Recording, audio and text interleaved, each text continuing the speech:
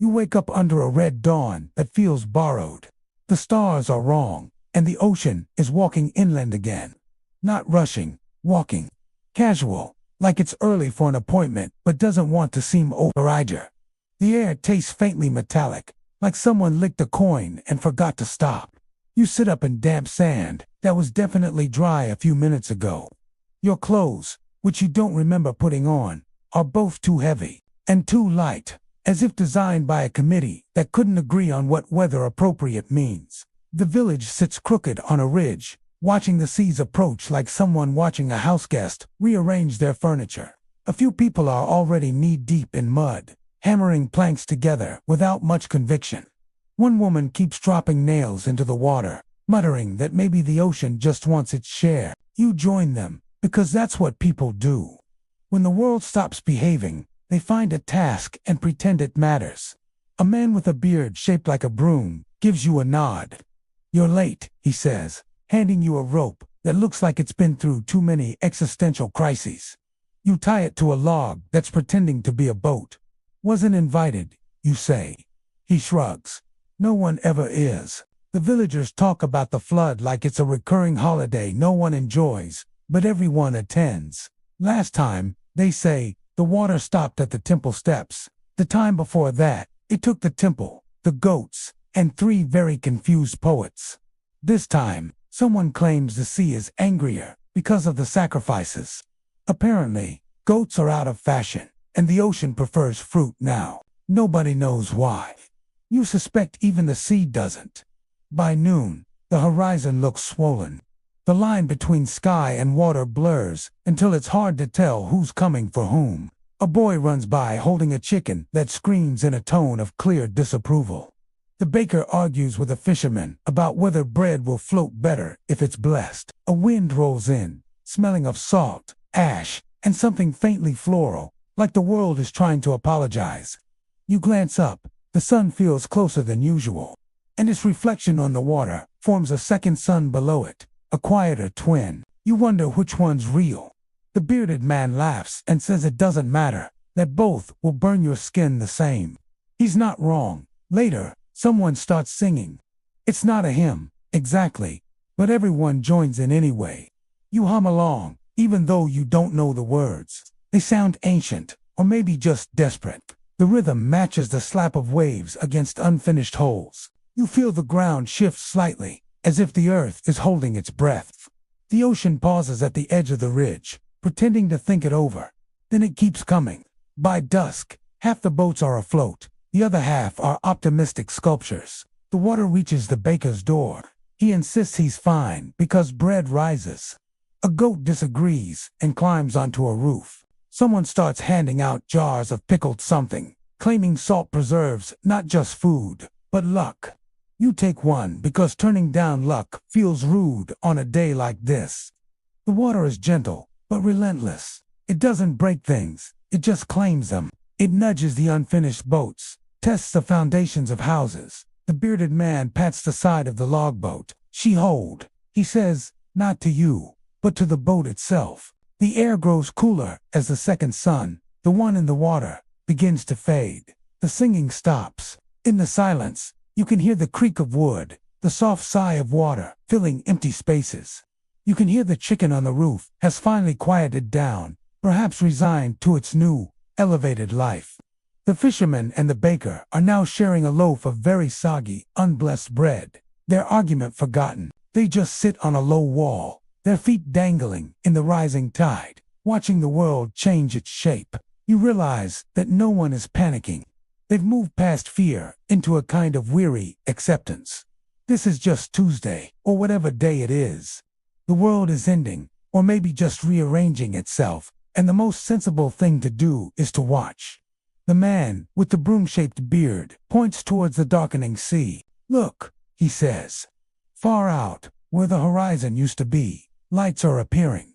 Not stars, but something else. Floating, shimmering lights, like a city on the water, or a school of colossal, bioluminescent fish. They drift slowly, in no particular pattern, each one a tiny, silent beacon in the encroaching night. The visitors, someone whispers. No one explains who they are. or why they're here. It's just another part of the ritual, another verse in the song you don't know. The pickled whatever in the jar tastes surprisingly good. It's salty and sweet and a little bit spicy, like the day itself. You lean against a log, the rope cool in your hand, and watch the lights on the water. The ocean is now lapping at your knees. It's cold, but not unkindly so. The village is half submerged, its crooked houses looking even more surreal, their windows reflecting the strange lights from the sea. The goat on the roof bleats a lonely, questioning sound in the vast quiet. You look up at the sky. The wrong stars are out, shining with a cold, unfamiliar light. You think about how you got here, about the clothes you didn't choose and the task you were given. None of it makes sense. But then, as you look at the faces around you, illuminated by the sea lights, you realize maybe it doesn't have to. Maybe just being here, being part of this strange, silent observance, is enough. The water continues its calm, steady ascent. It's almost peaceful. The bearded man begins humming the tune from earlier, and a few others join in. Their voices a low drone that merges with the sound of the water. You find yourself humming along again, the melody now feeling a little less desperate and a little more like a lullaby for a world going to sleep. You close your eyes for a moment, feeling the gentle rock of the log, the pull of the rope, the cold embrace of the sea. When you open them again, the lights on the water are closer, and you can almost make out shapes within them, but you don't try too hard. Some things are better left as mysteries. The night is long, and the tide is still rising. The sky deepens into a shade of copper that feels like it should be illegal. Birds fly inland, arguing loudly among themselves about leadership.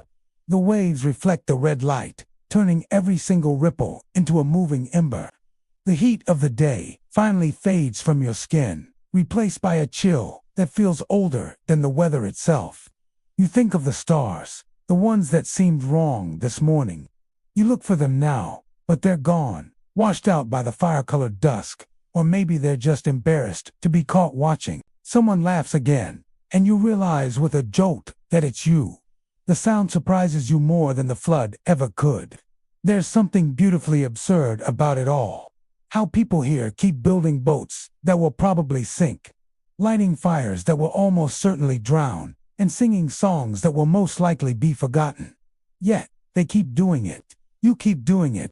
The sea doesn't care, not one bit, but the act itself feels like defiance. Or maybe it's just habit, a stubborn, wonderful habit. When the first wave reaches your knees, it's warmer than you expected. It presses against your legs like a big, friendly cat demanding attention. Around you, lanterns float free, drifting toward the horizon like tiny planets escaping their orbit, a scattered galaxy of light on the water. The bearded man calls out something about tides and trust, but his words are swallowed by the surf. You think you catch the meaning anyway. It's a feeling, not a sentence.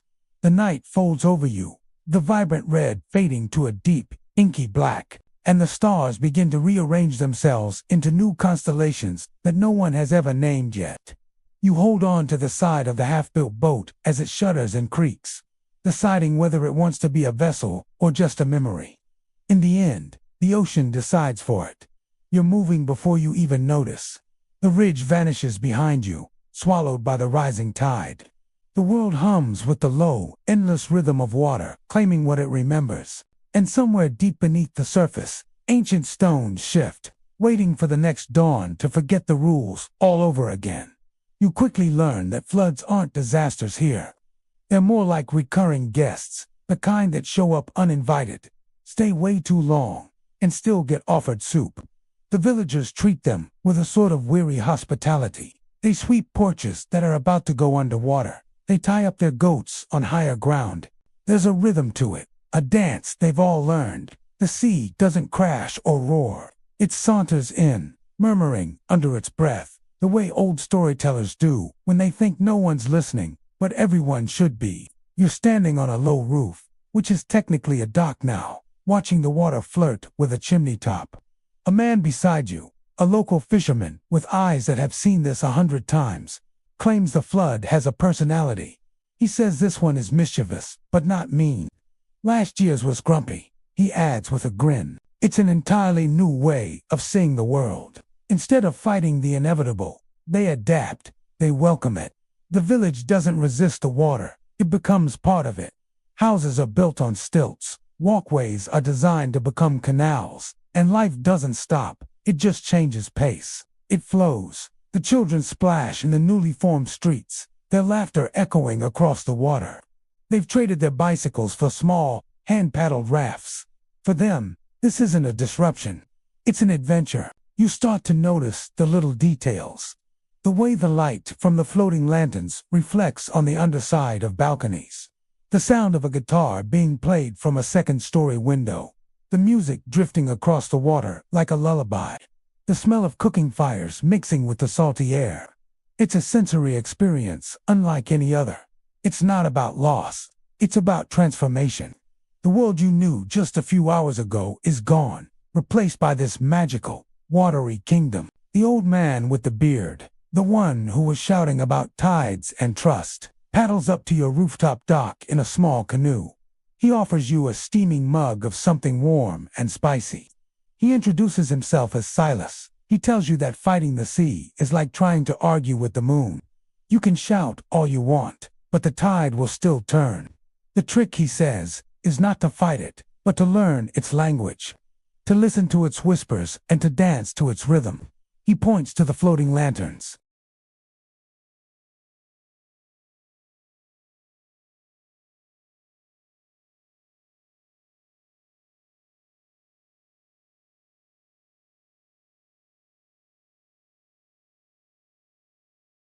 The initial shock has given way to a profound sense of wonder. You're not a victim of a natural disaster. You're a participant in an ancient cycle. The world hasn't ended. It has simply been reborn in a different form.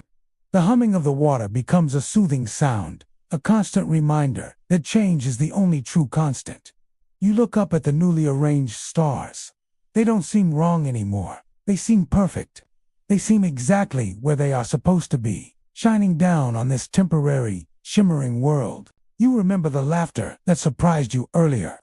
It doesn't seem absurd now. It feels right. It's the sound of acceptance, the sound of resilience, the sound of finding joy in the most unexpected of circumstances. The night is long, but it's not dark. It's filled with the moving light of the lanterns, the reflected light of the stars, and the inner light of the people around you. You share stories with Silas, with the family whose rooftop you borrowed, with other drifters who float by. You learn about their lives, their traditions, their unwavering spirit. They don't talk about what they've lost. They talk about what they will rebuild. They talk about the next tide, the next song, the next boat. You realize that this is what it means to be truly alive. Not to build fortresses against the world, but to build boats that can navigate its currents. Not to fear the flood, but to learn how to float.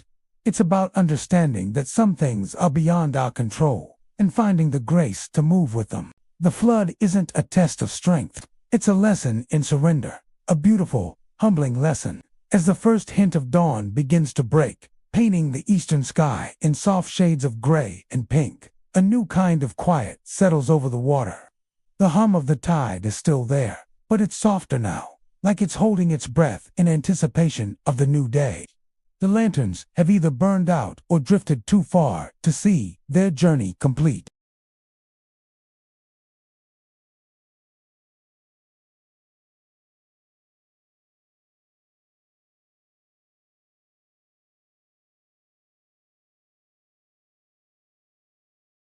And there will be a next time. Everyone knows it. But there is no fear in that knowledge. Only a quiet, determined acceptance. They will build their boats again, knowing they might sink. They will light their fires again, knowing they might drown.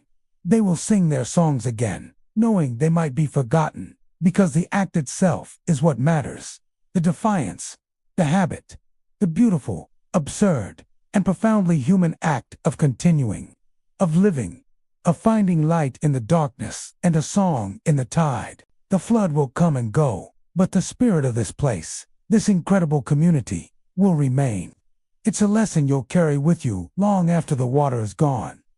The flood came not with a roar, but with a slow, creeping sigh. One day, the river was just a river. The next, it was a guest that had overstayed its welcome and started rearranging the furniture. Now, it's just here, part of the scenery, part of us.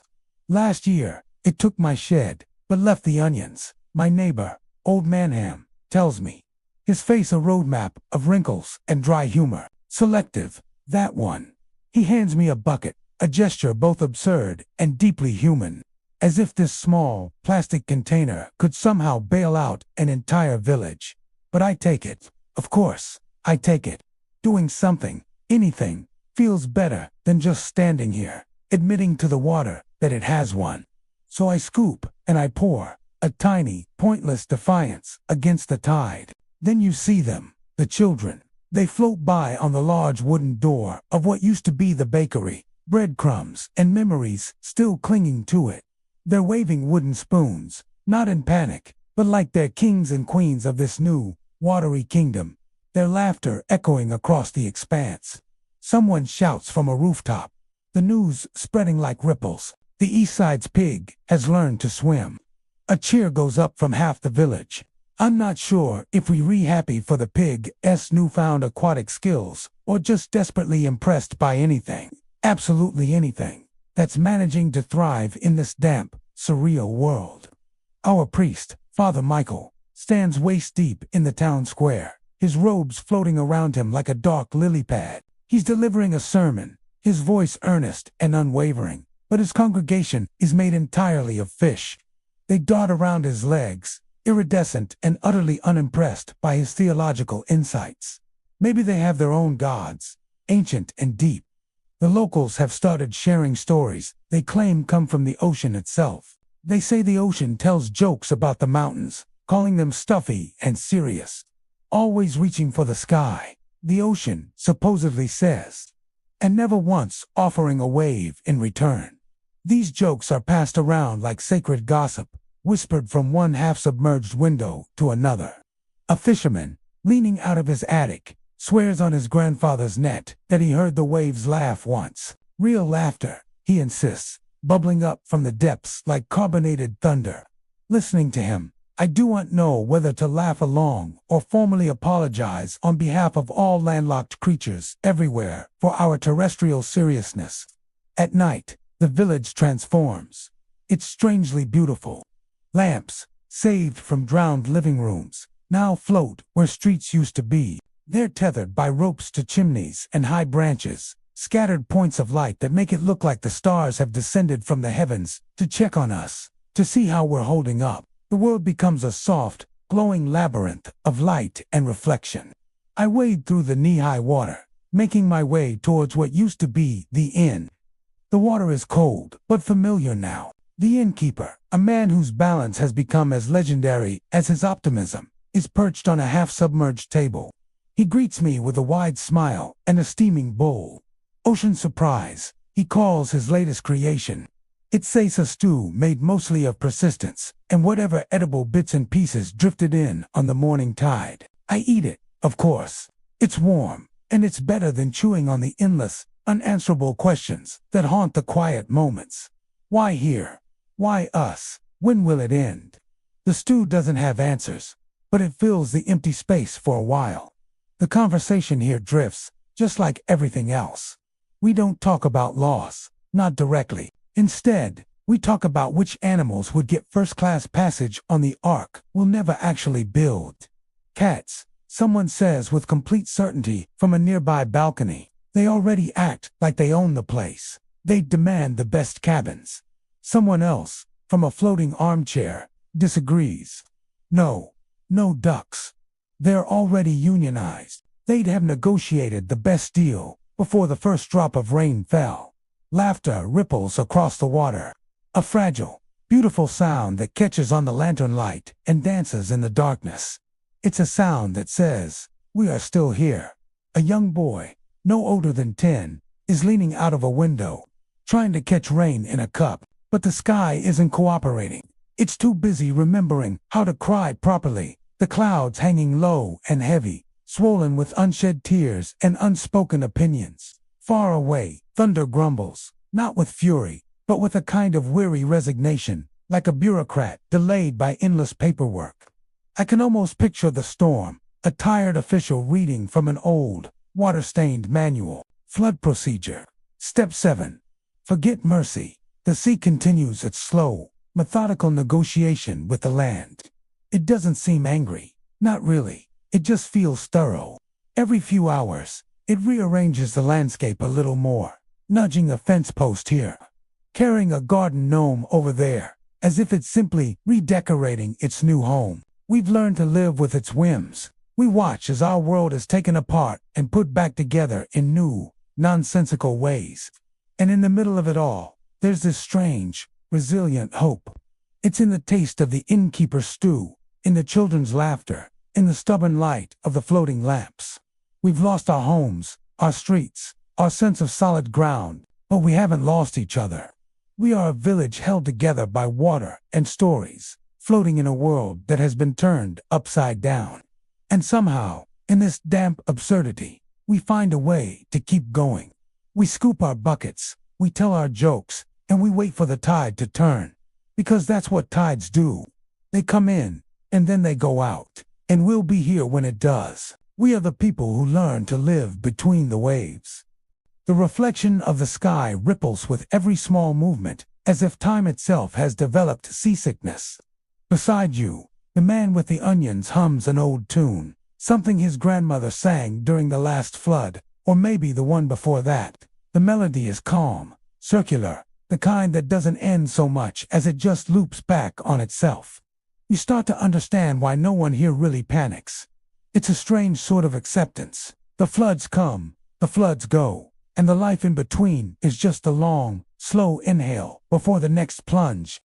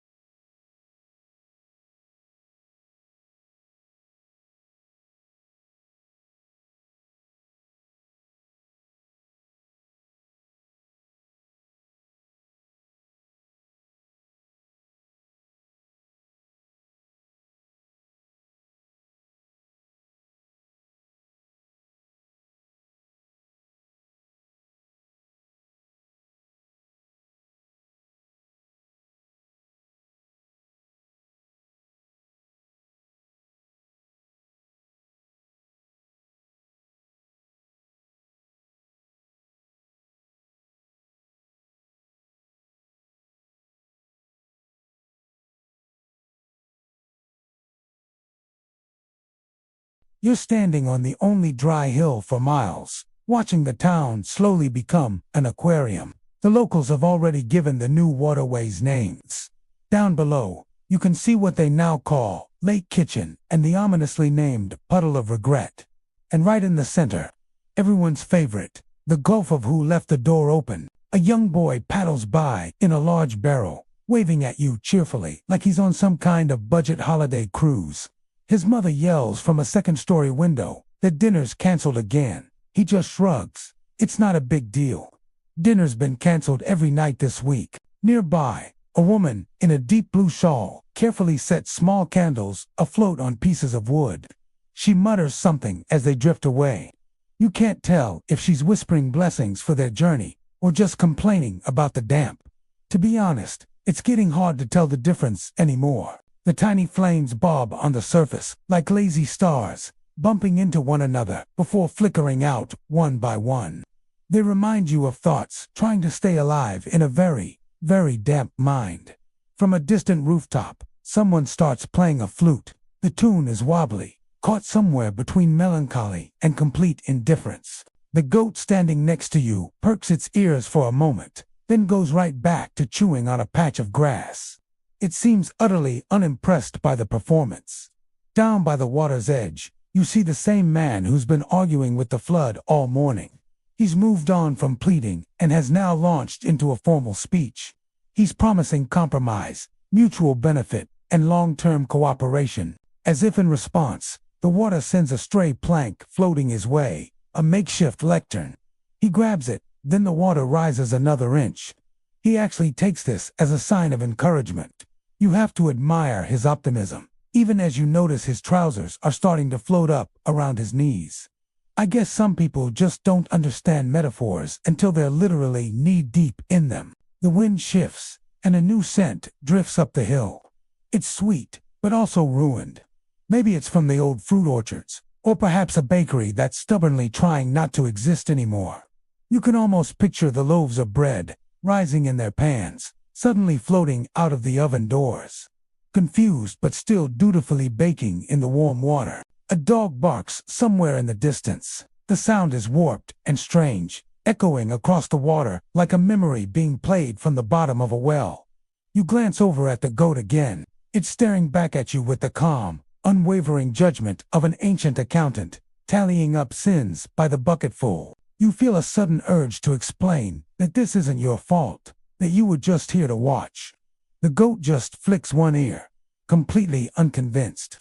In that moment, you both know that just watching is still a form of participation. You're part of this, whether you like it or not. By the time afternoon arrives, the town's clock tower has become its own little island. Its bell rings out just once, a hollow, watery note. It doesn't sound like it's telling time. It sounds more like surrender. The man who was giving speeches finally gives up, declaring that the water is being unreasonable. He trudges back up the hill, soggy but somehow undefeated, announcing he'll be back tomorrow with better arguments. The goat lets out a sudden sneeze. You decide to take that as applause. For a brief moment, the sun appears, a pale coin slipping between the gray clouds. Its reflection trembles across the endless water, like laughter that's too tired to fully commit. You see more villagers making their way up your hill. They carry what they can, a few blankets, some jars of food, and a whole lot of stories. Some of them wave as they approach, as if you're all old friends at a strange reunion. Others just stare out at the horizon, as if it owes them a personal explanation for all of this. You sit down beside the goat, who seems to have decided you're at least tolerable company. Together, you watch as the last of the rooftops disappear completely. Soon, only the tallest trees remain, their tops sticking out of the water like lonely green feathers. The world goes quiet, filled only with the sound of a deep, collective exhale.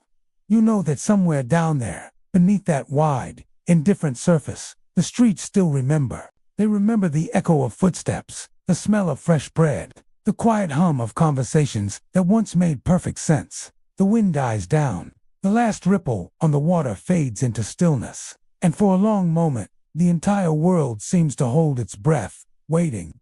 Just waiting for someone, anyone, to tell it what comes next. The goat chews thoughtfully, then turns and looks directly at you, and in its ancient, knowing eyes, you realize something profound. It already knows the answer. The sky doesn't burn all at once. No, that would be too simple to direct. It begins like a rumor, a whisper of heat on the wind. One spark, then another, a quiet confession passed from cloud to cloud, until the entire horizon decides that subtlety is overrated. And suddenly, it's a spectacle. Streaks of light cross overhead, a chaotic ballet of fire. There are too many to count, too bright to wish upon. You just stand there, watching the heavens unravel. The sound arrives late, as if it had to travel a great distance, not just through space, but through time itself. It's a low growl, a deep, resonant hum that vibrates in your chest. It feels less like thunder and more like the planet remembering something ancient and unpleasant. A memory buried deep in its molten core. You find yourself standing in the middle of a street. The asphalt beneath your feet is soft, compliant. Your shoes are melting slightly, just around the edges, leaving faint, sticky trails. You can't help but wonder if this counts as weather. Is there a forecast for this? Partly cloudy with a chance of existential dread and scattered oblivion. The people around you, they react in the most predictably human ways. Some drop to their knees, hands clasped, voices rising in desperate, hurried prayers. Others cheer, whooping and hollering as another meteor screams past, as if they're at a celestial fireworks show. A few, the ever-diligent chroniclers of our time, are taking notes, their faces illuminated by the fiery glow, trying to capture the end of an era in neat, orderly lines. And then there's the entrepreneurial spirit, which, it turns out, is fireproof. A man has already set up a makeshift stall, a wobbly table with a hand-scrawled sign that reads Comet Cookery. He's roasting fish on the glowing asphalt. Innovation, he declares proudly, fanning the flames with a piece of cardboard that, upon closer inspection, used to be a resume. Skills, results-driven, proactive, team player, past tense. You have to admit, the fish smells wonderful, a savory aroma cutting through the chaos. Assuming, of course, you can ignore the faint, persistent undertone of apocalypse. Someone else, not to be outdone, is toasting bread on a manhole cover that's radiating heat. He holds up a perfectly browned slice and insists it's artisanal. A small crowd gathers, debating the merits of volcanic sourdough. It seems that even at the end of all things, we'll find a way to gentrify the experience. The buildings aren't just catching fire. That would be too crude.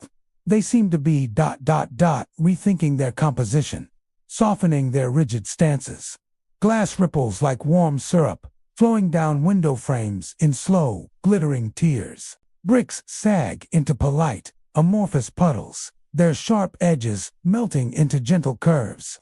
The iron beams that once held everything up, symbols of our strength and permanence, are twisting themselves into new fluid philosophies, forming elegant, impossible sculptures against the burning sky.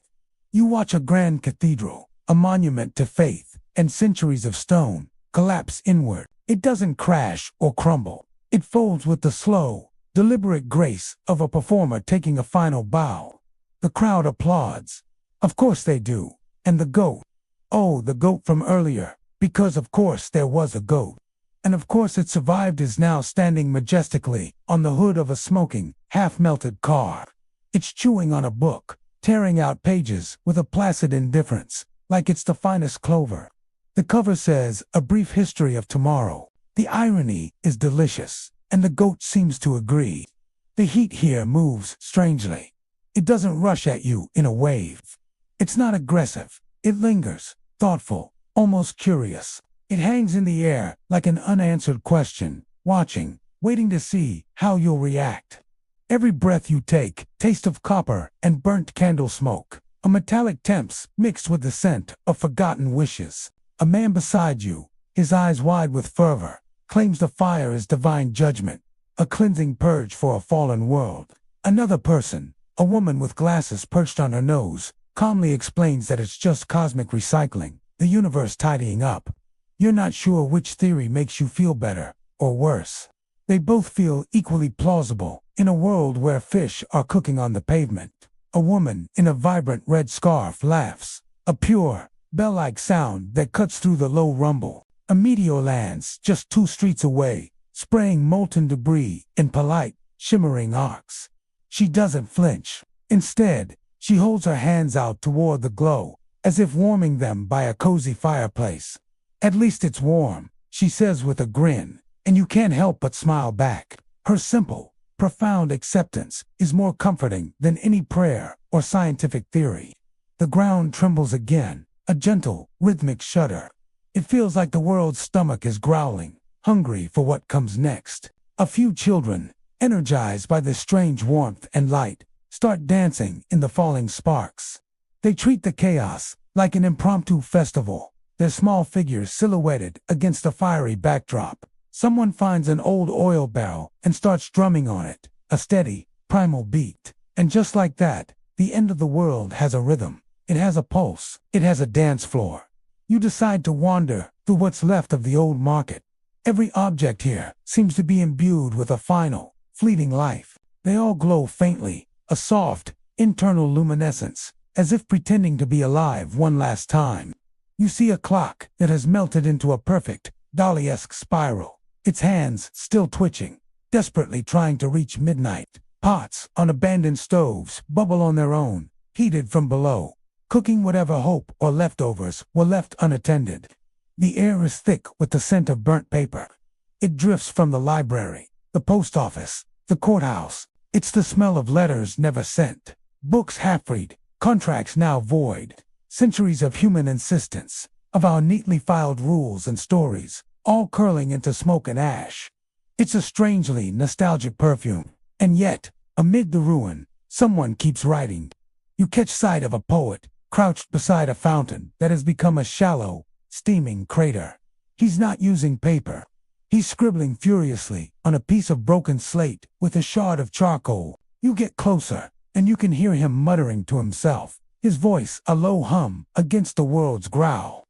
"It's not destruction," he says, not looking up. "It's punctuation, a full stop, or maybe an exclamation mark." You stand there for a moment, letting the thoughts settle. You can't argue with that. The world isn't ending. It's just finishing a sentence. You look back up at the sky. It seems to have opened wider, torn apart to reveal streaks of violet and crimson flame colors that shouldn't exist, that no artist has ever dared to mix on a palette. Each one carves a new, brilliant line across the canvas of the clouds. They're not falling. They're writing. And you realize, with a sudden, breathtaking clarity, that beauty doesn't ask for permission. It just arrives. This strange, vibrant, terrifying apocalypse is happening, and you're here to witness it. Part of a cosmic performance. Maybe the poet was right. It's not an end, but a transition. A pause. A final, beautiful, and utterly magnificent punctuation mark. And all you can do is breathe it in, taste the copper and smoke, and watch the show. The day begins with light behaving strangely. Not brighter, exactly, just more personal, as if the sun has decided to focus on you specifically. The air hums like a broken wire, and every metal object around you seems to be gossiping. You squint upward and see the clouds shimmer green and violet, like a giant piece of silk being shaken out across the sky.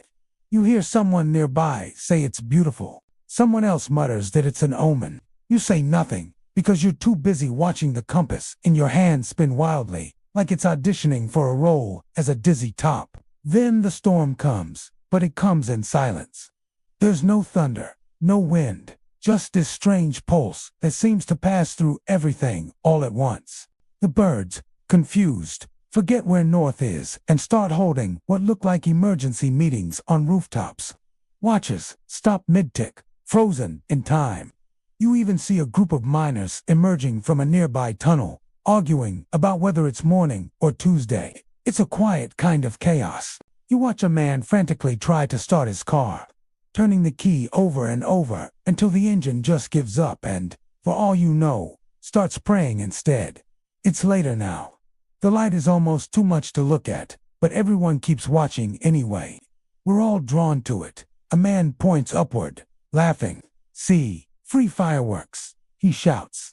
A moment later, his hat catches fire. He doesn't notice for a while, just keeps staring at the sky. A goat wanders closer, completely unbothered by the spectacle. Its eyes reflect the chaos above as twin suns. You find yourself wondering if it remembers the floods, the water that argued and raged in a world that feels like a lifetime ago. Maybe this is the sequel, the opposite element having its turn at rewriting the story. You find a still warm curb and sit down beside the goat. Together, you watch a row of lampposts melt, their solid forms drooping into glistening silver reeds that pool on the pavement. Somewhere in the distance, a bell rings again and again. A persistent, lonely sound. Even though there's no tower left to house it, someone shouts that the stars are falling. Another voice immediately corrects them, saying no, they're rising, they're escaping. You look up, but you can't tell the difference. The horizon blurs into a glowing, indistinct smear of light, and for a moment, it feels like the whole world has been placed inside a furnace. One just hot enough to make everything think, to make everything real. Around you, people react in every way imaginable. They cheer, they cry, strangers kiss each other. Some faint from the sheer, overwhelming sight of it all. Others launch into impromptu philosophical debates. And some, you notice, just keep eating. You see a man with a small paper boat of fried fish, methodically eating one after another as the sky burns. You almost admire the commitment. It's a strange, beautiful, terrifying mosaic of human experience, all laid bare under the impossible light. Then, as suddenly as it began, it ends. The last streak of impossible color fades, and darkness limps back in, hesitant at first. The air feels heavier now, quieter, expectant. The city, or what remains of it, smolders in shades of orange and blue. It's like a massive ember cooling in the night. A strange kind of peace settles over the ruin. The goat curls up beside you, letting out a sigh. It sounds like an old librarian closing a beloved book for the final time. You look up at the sky. It's clear now, dotted with the familiar, indifferent stars. And you think, maybe the fire wasn't a punishment after all. Maybe it wasn't an ending. Maybe it was just the universe's way of editing, striking through everything unnecessary, burning away all the noise and the clutter, leaving behind only the parts of the world, and of us, that still glow, the parts that matter. What do you do in a world that's been wiped clean? You start over. You find the things that still glow, and you build from there. The air is cool now. The world is quiet. It feels like the first morning all over again. You wander through a town that smells faintly of ozone and confusion. The telegraph wires overhead hum, each one vibrating in sympathy with something you can't see. A woman at a market stall is selling oranges. She leans in conspiratorially and insists her fruit now glows faintly at night for aesthetic reasons. You buy one, mostly for research, and as evening falls, you discover she's right. In the dim light, it pulses in your hand like a tiny, captured heartbeat. Later, you meet the priest. He's standing in front of his church, staring at the sky with an expression usually reserved for freshly baked miracles. The building behind him is empty, its doors wide open. His entire congregation has wandered outside to worship the aurora instead. He smiles at you without turning around.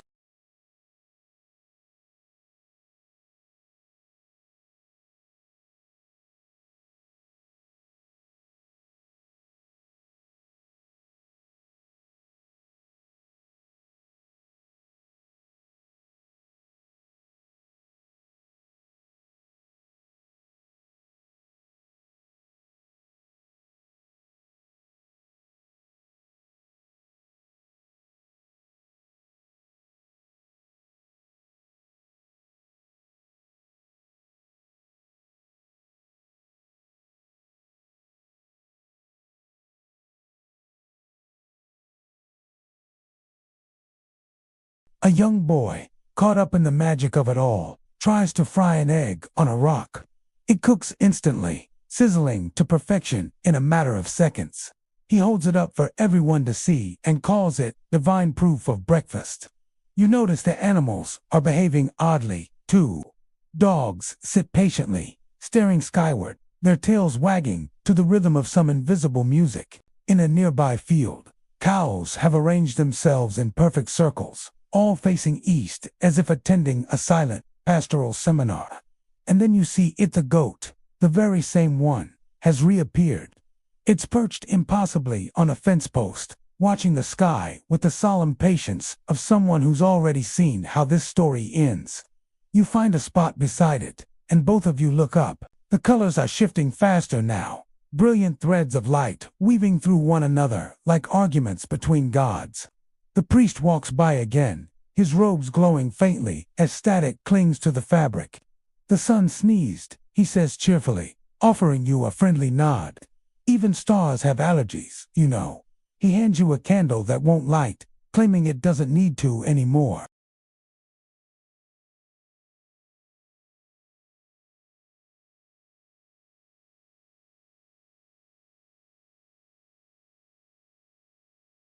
You can feel the vibration in your ribs, in the soles of your feet, in the silent space between your thoughts.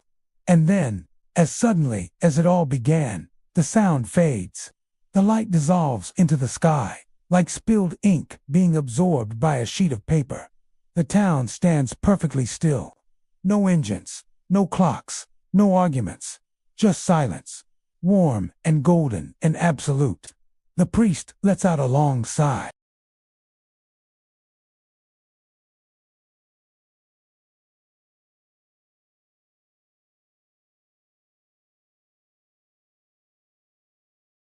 You look up one last time. The sun seems closer, somehow. It's still glowing, but it looks tired now, like an artist who is exhausted but proud of a gloriously messy painting. You think about how fragile everything is, how icily the world can be tilted on its axis, and how beautiful that fragility looks when it's illuminated from within. The compass in your pocket, which had been spinning wildly all day, twitches one last time, points at nothing in particular, and finally stops trying. The day exhales, the sky returns to a familiar, comforting blue, and somewhere in the quiet distance, the world starts remembering which way is forward again. You arrive at the edge of a city that seems to be halfway through remembering itself. The streets are patient, paved with stone that has clearly seen this all before. Walls rise and collapse in layers. Old limestone, newer brick, older limestone again. Each generation is stacked on top of the last, like no one could ever admit they weren't starting fresh. The air smells of dust and déjà vu. You can almost hear the city clearing its throat, trying to decide which century to pretend it's from. It's a strange feeling, walking through a place that feels both ancient and unfinished. A man with a chisel, chipping away at a block of stone, tells you the foundations whisper at night. He swears they gossip about the architects, mocking them for their confidence, laughing about how every blueprint eventually just becomes archaeology. He has a glint in his eye, the kind that says he's either a prophet or has spent too long in the sun. I think it might be a bit of both. I lean against a half-toppled column, and it feels warm, as if it's still digesting the memory of fire. You can't help but think about what it has seen. Somewhere beneath your feet, another city sleeps, and beneath that, another still. You start to imagine the earth as a forgetful landlord, constantly renovating the same apartment, painting over old memories with new plaster, but never quite covering the stains. You wander into a square that looks almost intact until you notice something unsettling. Every statue is missing its face. Blank marble heads tilt toward the sun, as though trying to remember the expressions they used to wear. It's not vandalism. It feels more like amnesia. A bird nests in the eye socket of a forgotten emperor, a tiny flicker of life in the hollow gaze of power. The wind picks up, carrying the faint metallic scent of rusted crowns and misplaced pride. It's the smell of ambition turning to dust. You look up, and there's a faint shimmer in the air, a mirage of towers that no longer exist, projected by the heat, like a memory refusing to fade. It's a ghost skyline, a promise of what once was, or perhaps what could have been. It hangs there for a moment, then vanishes, leaving you questioning your own eyes. People live here still, though at first, You're not sure why. They build houses inside the ruins of older houses, careful to leave the old doors in place, even if they lead directly into solid walls. It's a testament to their strained relationship with the past. A baker's shop occupies what was once a temple. The scent of fresh bread mingles with something older, something sacred. The baker tells you the ovens were already there, waiting. He says his bread tastes faintly of incense and dust. He just laughs when you mention it and says the gods must still be hungry. You find an old map etched into a slab of stone, the lines crossing over one another like an argument frozen in time. It labels districts that don't exist anymore. The Garden of Spears, the Quarter of the Moon, the Road of Promises. The names are so evocative, you can almost see them. A young boy selling trinkets, bits of colored glass, and bent metal tells you those names come and go every few centuries. The city changes its mind a lot, he says, tossing a coin carved with two different calendars. It can't decide whether to remember or move on. He offers you the coin for a price you can't afford. The ruins hum at night. It's not a sound you hear with your ears, but one you feel through the soles of your feet. It's a low vibration that might be wind, or it might be memory. The walls seem to breathe in the darkness, inhaling the cool night air and exhaling dust motes that dance in the moonlight.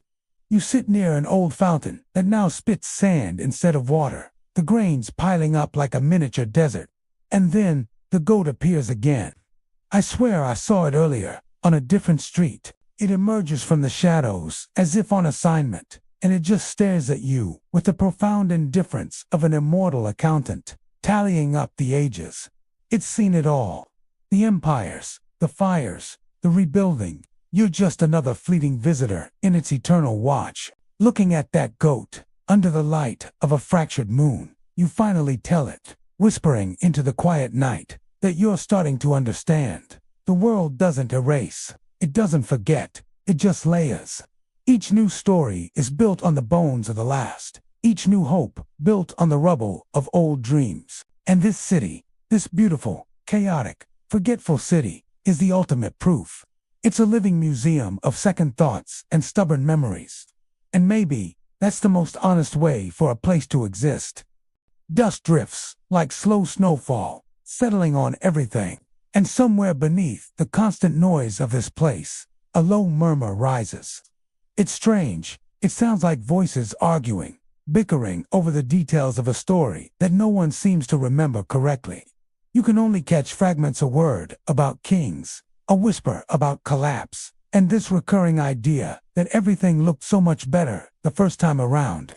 The air itself shivers, and you feel it on your skin. The entire city seems to exhale a long, tired breath. By morning, you notice something truly unsettling.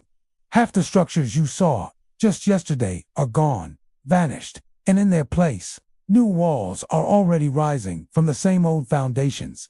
The people, they just move around these new constructions without a word, as if this constant, overnight rebuilding is just another kind of breathing, as natural as the rise and fall of their own chests. The baker, a man with flour in his eyebrows, waves as you pass by.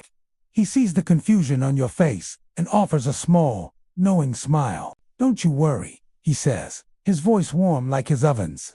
"The city always looks like this mid-dream," and you just nod. Because it makes a strange kind of sense, the way tired, old wisdom always does. It feels true, even if you can't explain why. Before you turn to leave this part of the city, you take one last look over your shoulder.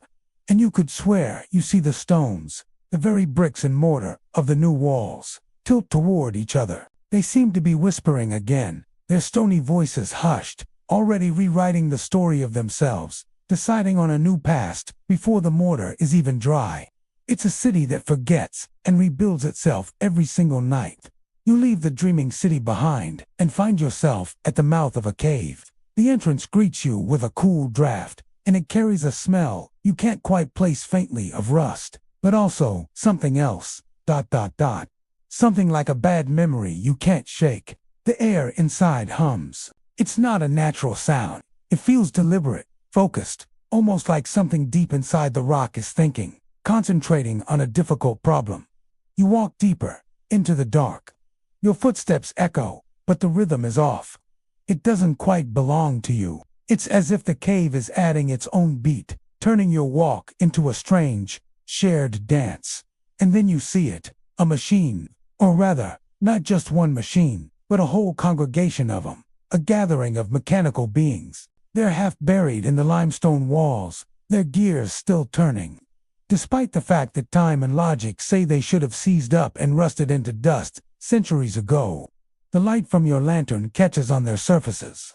It glints off copper teeth and steel veins, shining like the wicked grin of something that knows it shouldn't exist but absolutely refuses to stop.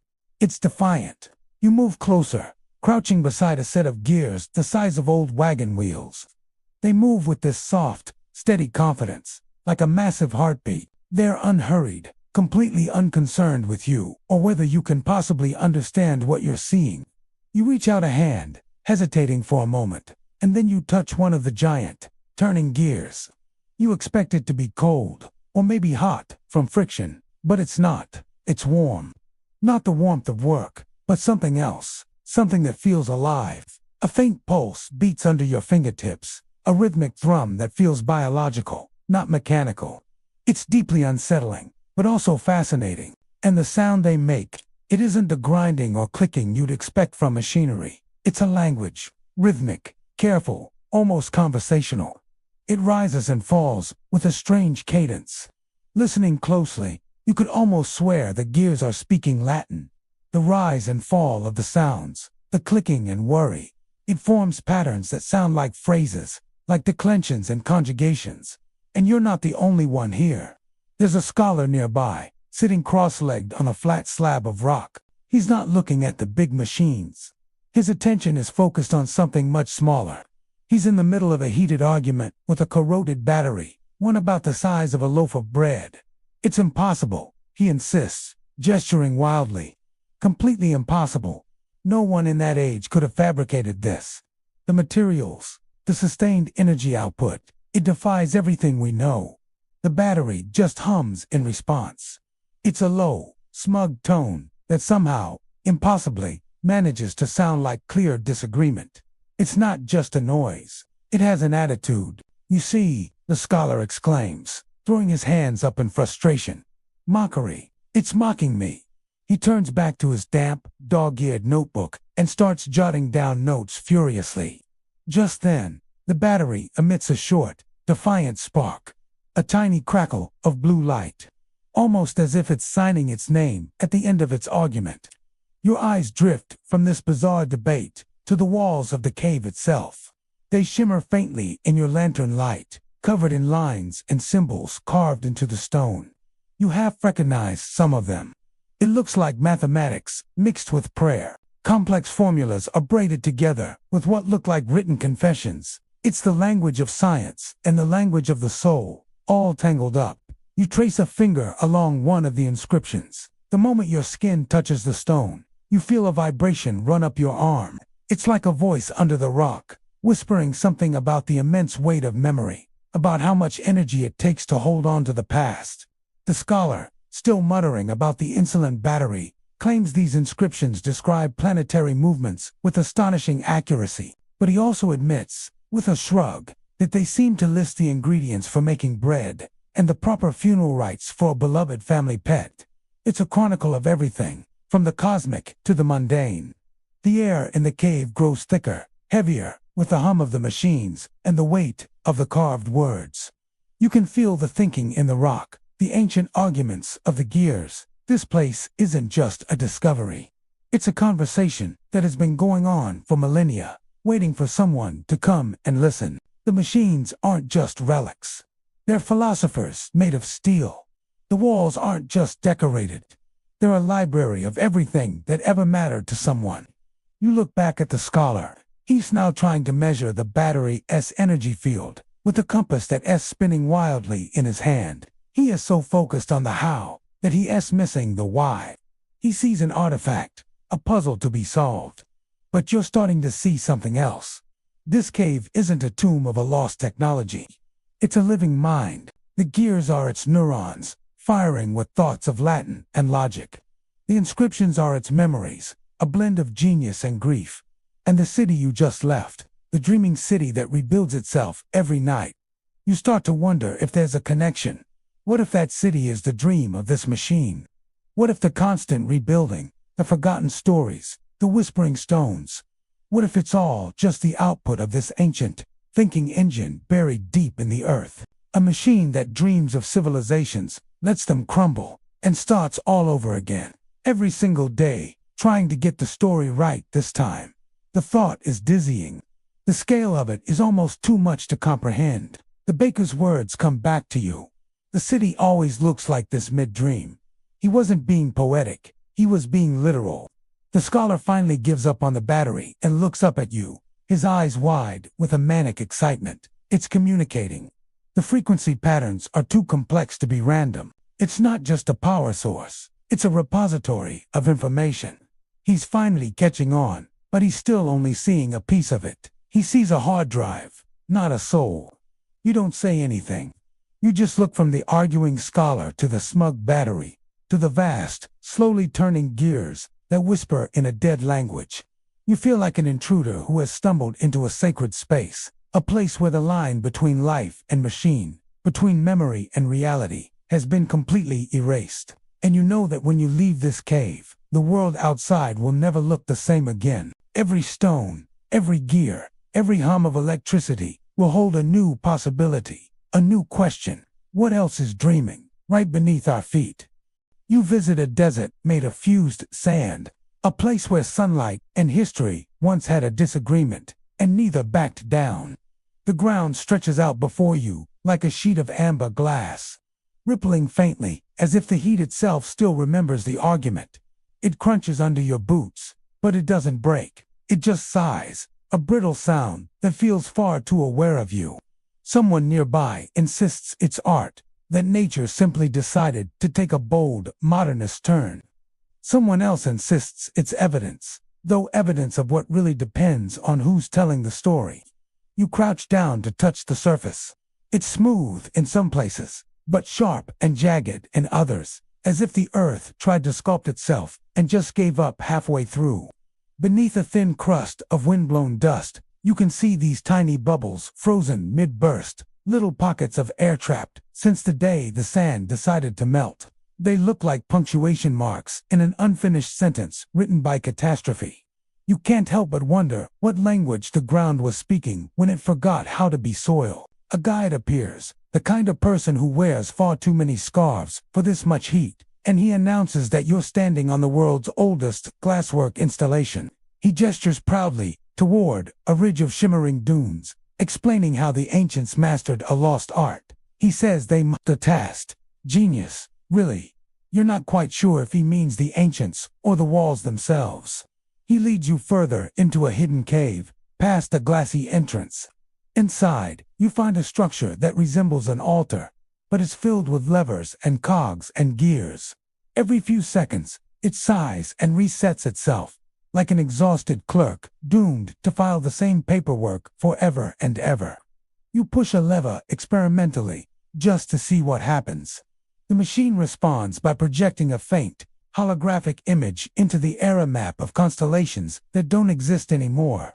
Stars arranged like letters, forming words that could mean home or warning or maybe even oops. The scholar, your guide, peers over your shoulder, absolutely fascinated. It's preposterous, he murmurs, beautifully preposterous. The machines continue their quiet labor, synchronized like monks, chanting under their breath. Dust drifts through the lantern light, glittering like slow-motion snow. Somewhere deeper in the cave, you hear a sharp metallic click, then a chime that sounds suspiciously like laughter. You ask the scholar what that was. He frowns.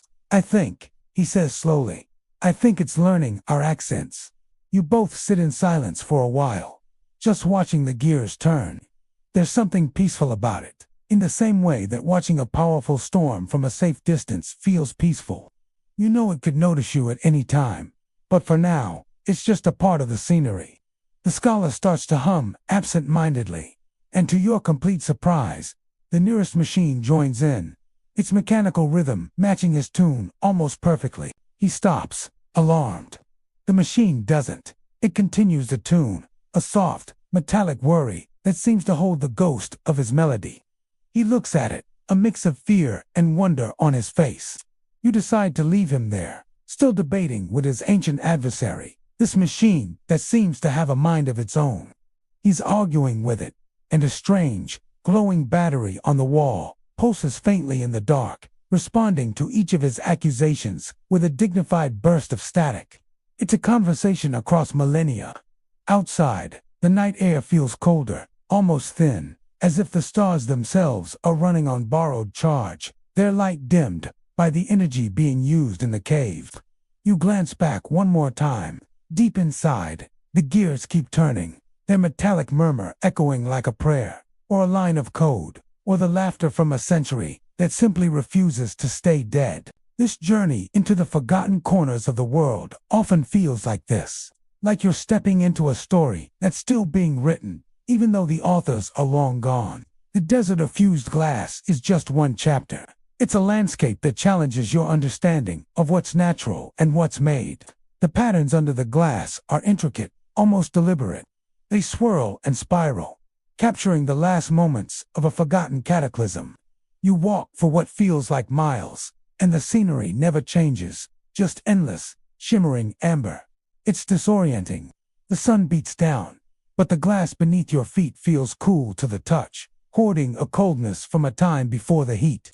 It's a paradox, a physical contradiction that makes your head spin. Every step is a question. Was this a weapon? A failed experiment? A form of communication? The guide has his theories, but even he admits they're just guesses, stories told to make sense of the incomprehensible. Back in the cave, the atmosphere is entirely different. Where the desert was vast and open, the cave is close and intimate, filled with the constant, gentle hum of machinery. It smells of ozone and ancient dust. You feel like you've walked into the planet's clockwork heart. The walls are covered in carvings, not of gods or kings, but of circuit diagrams and mathematical equations. It's a library written in the language of physics. The machines aren't just random constructs. They seem to have a purpose. One device methodically sorts pebbles by color, dropping them into different chutes. Another polishes crystals until they glow with an inner light. It's all part of a system, a complex ecosystem of forgotten technology that has been running on its own for thousands of years. The scholar is now trying to communicate with the machine that copied his tune. He's tapping out rhythms on a metal plate, and the machine is responding with its own series of clicks and whirs. It's a clumsy first contact, a dialogue between man and mechanism. You wonder if the machine is truly sentient, or if it's just an incredibly complex mimic. Does it understand the concept of music, of communication? Or is it simply reflecting back what it perceives, a perfect, unfeeling mirror? The thought is both thrilling and unsettling. If these machines are learning, what have they learned over the millennia they've spent in isolation? What secrets do they hold about their creators? About the world that existed before this one? The constellations projected by the altar machine shift and change. New patterns appear, stars aligning to form shapes you've never seen. It's a celestial history book, showing the sky as it was, and perhaps as it will be. The scholar explains that some astrophysicists believe these ancient star maps could hold the key to understanding dark matter, or the true shape of the universe. The ancients, he says, didn't just look at the stars. They interacted with them. They saw the cosmos not as a distant spectacle, but as a part of their own machinery. This cave, this entire complex, might be a control room, a way to interface with the very fabric of reality. It's a dizzying idea that this dusty, forgotten place could be one of the most important sites on Earth. You leave the scholar to his work and explore a different chamber, one that seems to be a power source for the entire complex.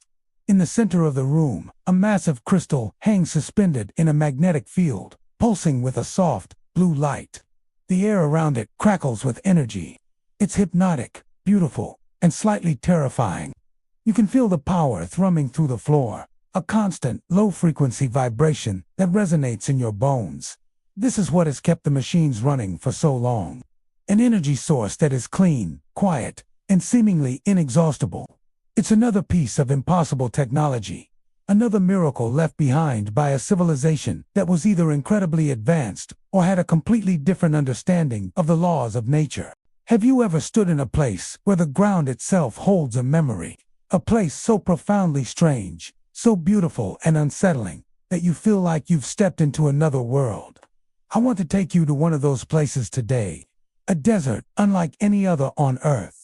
Imagine a landscape not of sand, but of glass. An endless expanse of smooth, fused silica, stretching to a horizon that shimmers and blurs. This is the Great Glass Desert, and the story of its creation is as mesmerizing as its appearance. Our guide, a man whose skin was as weathered as the landscape, called it a spontaneous large-scale collaboration between geology and thermodynamics. I asked him if that was just a polite way of saying explosion. He just laughed and said, "Aren't all great things?" And standing there, I couldn't really argue. The scale of it is impossible to capture in a photo. It's a frozen ocean, a silent cataclysm, captured for eternity. Sunlight doesn't just hit the surface. It enters it, refracts, and scatters, creating an illusion of depth, as if you're looking down into a galaxy of trapped light. As we walked, other tourists wandered by, each lost in their own version of awe. One man was squinting through a massive camera lens, narrating his every shot like he was filming a nature documentary no one had asked for. And here we see heat boom, the magnificent result of extreme thermal pressure. A woman nearby knelt down, placing her ear flat against the glass floor. She claimed she could hear voices. Whispers, she said, her eyes closed in concentration, like names being spoken under the sand. Our guide frowned, gently reminding her that sound doesn't travel through solid glass like that. But she just ignored him, lost in her own private conversation with the desert. Out on the horizon, the air itself seemed to bend. Mirages flickered in the distance, ghostly shapes that looked like buildings, maybe even towers, shimmering just enough to feel possible before vanishing when you blinked. They were like glitches in reality, leaving behind only the emptiness of a melted memory. A scientist had set up a small station nearby, her instruments beeping softly as she tried to take the desert's temperature. "It's still cooling," she said, her voice hushed, almost reverent. After 12,000 years, she didn't look up from her readings, as if she was afraid of waking something up. 12,000 years. The number hung in the air, heavy and vast. We think of history in terms of hundreds, maybe thousands of years.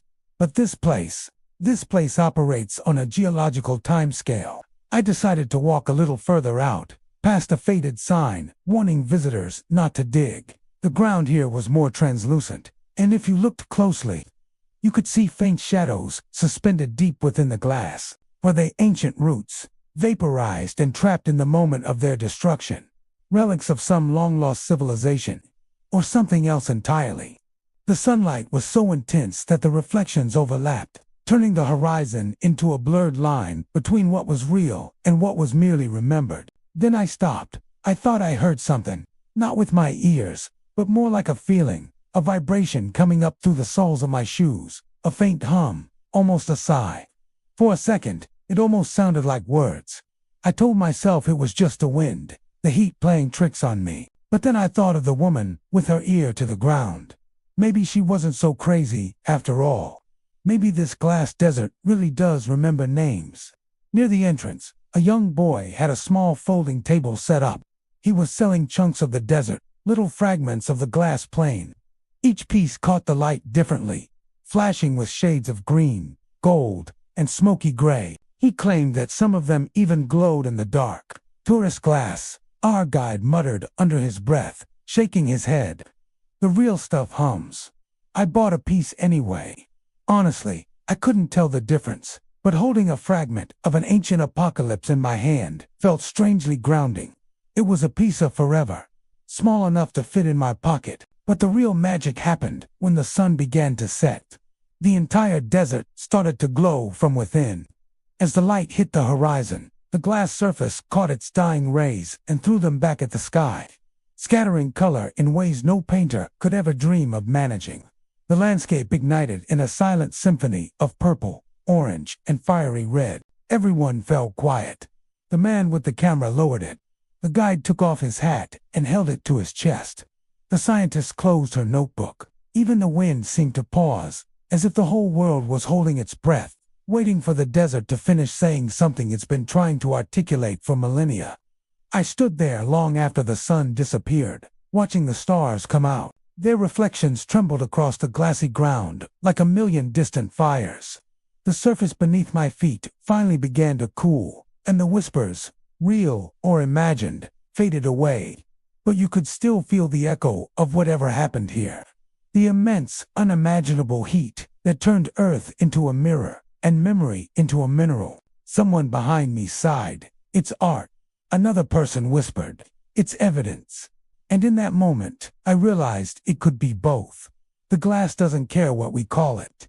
It doesn't need our labels or our stories. It just is. It remembers everything the same way, by refusing to forget. Holding the small, warm piece in my hand, I understood. We visit places like this, not just to see them, but to feel them, to connect with a story far older and bigger than our own. And sometimes, if you listen closely enough, you can hear the whispers they leave behind.